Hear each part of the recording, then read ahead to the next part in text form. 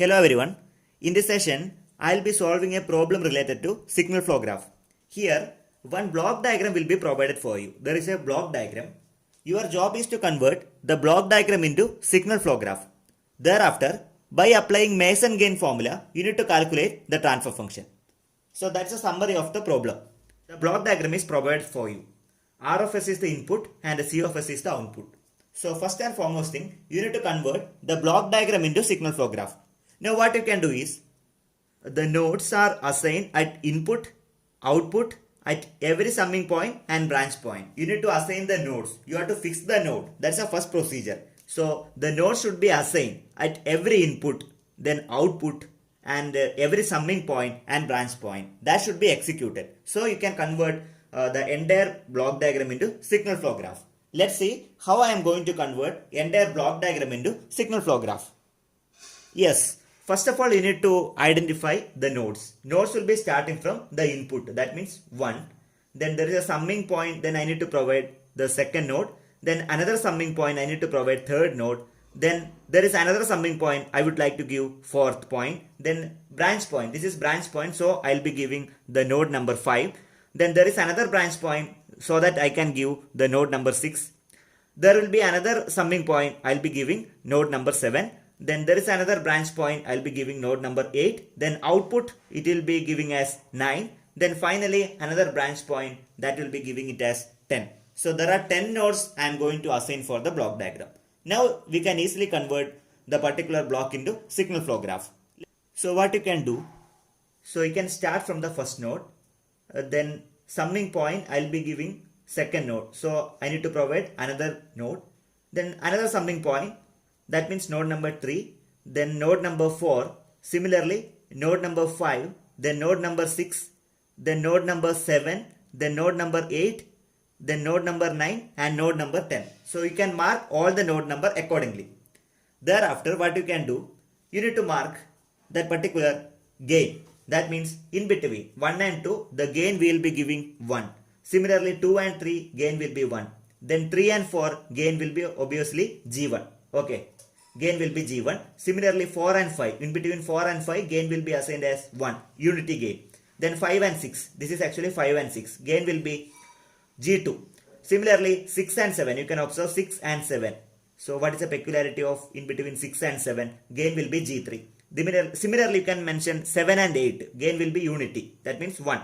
Similarly I can mention 8 and 9. Gain must be 1. So that I need to follow. Thereafter, in between 5 and 7, in between 5 and 7, you can observe in between 5 and 7, I need to provide the feed forward path as gain of G4. So I need to mark in between 5 and 7, I need to mark G4. Alright, gain will be G4 in between 5 and 7, node number 5 and 7. In the same manner, in between 3 and 6, you can observe 3 and 6. See, you can observe 3 and 6. In between 3 and 6, there will be a feedback gain. There will be a feedback element of H1. So I need to mark the feedback element. That means 6 and 3. You have to connect 6 and 3 and you have to provide the gain of minus H1. Alright. Similarly, in between 10 and 2, you can observe 10 and 2. There will be unity feedback. This becomes as a unity feedback. So I need to mark minus 1. Minus 1 represents unity feedback. Okay, this is a unity feedback. Unity feedback. Similarly 8 and 10 you can observe gain is equal to 1. Similarly 10 and 4. So 10 and 4. Where is 10? 10 and 4. There will be feedback element of S2. So I need to mark minus S2. Why? Because it is negative feedback. So negative feedback. Because of negative feedback. Negative feedback. Okay. Because of negative feedback I need to mark minus S2. Likewise you have to verify entire points. Once you verify entire points, we can confirm the signal flow graph. So you can treat the signal flow graph by applying Mason-Gain formula. You can able to calculate C of S by R of S. Okay.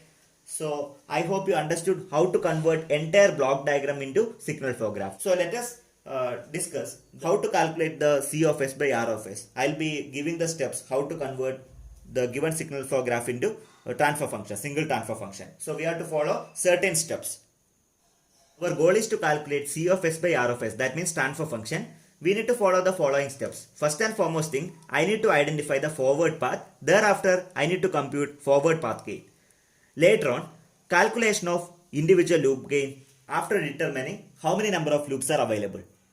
Coming to the third steps, you need to calculate gain product of two non-touching loops. Similarly, if three non-touching loops are available, you have to calculate the gain products. Okay, then you have to calculate delta and delta k. And finally, by applying Mason's gain formula, you can able to calculate the transfer function. This is the summary of the steps. You need to follow individual steps. Now let me move on the first step. I need to identify the forward path. Let me identify the forward path first. By looking at the signal flow graph, we can say that there are two forward paths. So let me mark starting from first node. You can observe the path. This is actually the first forward path. Let it be P1, first forward path. You can see first forward path connecting from first node to ninth node. Okay, so let me mark this is actually the first forward path. Similarly, I can confirm that the location of second forward path as follows. So this is the second forward path. See, you can see the second forward path. Let it be P2. So it will be starting from first node and moving to fifth node. Then it will be back to seventh node and finally crossing to ninth node. So there are two forward paths are available in the signal flow graph. So you have to mark P1 and P2. Let me redraw the forward path 1 and forward path 2. So I have drawn the forward path 1. This is actually the first forward path. Let it be P1 or forward path 1. So this will be the forward path 2. So let it be P2. Next is I need to calculate the forward path gain 1 and forward path gain 2. Let me calculate forward path gain 1. That means 1 into G1 into 1 into G2 into G3 into 1 into 1. Finally, what will be the answer? G1 into G2 into G3. That will be the P1. That means forward path gain 1. Therefore, forward path gain 1 is equal to G1 into G2 into G3. Okay. Now let us discuss the forward path gain 2. So you have to observe the second forward path. This is the second forward path. From this, how can you calculate 1 into G1 into 1 into G4 into 1 into 1? Therefore, the answer will be the gain of forward path 2 is equal to G1 into G4. So this is the first step. We have completed first step successfully. Now let's discuss how many loops are available. How many loops are available? Once you identify the number of loops, you can calculate the individual loop gain. That is the next procedure. You have to look at the signal flow graph. By looking at the signal flow graph, we will come to know that there are 5 individual loops. So let us look at loop number 1. You can identify loop number 1 from the signal flow graph. That means it is starting from 2 and ending to 8. Then it will be moving to 10. It is coming back to 2. You can identify. That means 2, 8. Then it is moving to 10 and it is coming back to 2. So this is actually the loop number 1. Now let me identify loop number 2. So it will be starting from 3 and moving to 6 here. This particular loop you can identify. This loop is actually loop number 2. Similarly, let us look at loop number 3. So starting will be at 4th node and ending to 8th node here. Then it is coming back to 10. Then it is moving back to 4. So this loop is actually loop number 3. Now let us look at loop number 4. So starting from 2, second node, and it is moving towards 5. Then there is a path. You can see the forward path. Then moving to 7. Then it is moving to 1. Then it is coming back to 10. Then moving back to 2. So this loop is known as loop number 4. Finally, let us look at loop number 5. Starting from 4th node and moving to 5th one. Then it is moving towards 7th one. Then 8th. Then moving towards 10. Then it is coming back to 4th. So you can mark separately. Please verify with the help of a signal flow graph. You have to take your time and you have to identify how many number of loops are available. Mark the gain accordingly. Don't miss anything. You have to mark the gain accordingly. Thereafter, you have to calculate individual loop gain. That's the next procedure. Let me calculate loop gain of individual loop 1. That means P11. That is given by minus G1, G2, G3. That means minus G1, G2, G3. Okay. That is denoted by P11. Let me calculate loop gain of individual loop 2. You can observe loop number 2. That means minus G1, G2, H1. Minus G1, G2, H1. Similarly, I can calculate loop gain of individual loop 3. That is equal to P31. So third loop. Consider third loop. So I can calculate minus G2, G3, H2. Minus G2, G3, H2. Likewise, I can able to calculate loop gain of individual loop for fourth one. That means G1 into G4 into minus 1. That means minus G1 into G4. That is right. Look at loop number 5. I can easily calculate loop gain of individual loop 5. That means P51. That means G4 into minus S2. Okay. G4 into minus S2. Mark minus here. Now let me move on. The third step. Third step, your job is to identify the possible combinations of two non-touching loops and possible combinations of three non-touching loops and possible combinations of four non-touching loops, etc. Here, there are no possible combination. There are no possible combinations of two non-touching loops and three non-touching loops. That you have to notice. Coming back to fourth step. In the fourth step, you need to calculate delta as well as delta k. How to calculate delta? You can use the formula. That means 1 minus sum of individual loop gains plus sum of gain products of all possible combinations of two non-touching loops minus sum of gain products of all possible combinations of three non-touching loops, and this will be continued. Actually, only till here these two terms are only existing. That means 1 minus sum of individual loop gains are only available. Remaining terms will be 0. As far as your signal flow graph concerned, you can just verify the particular signal flow graph.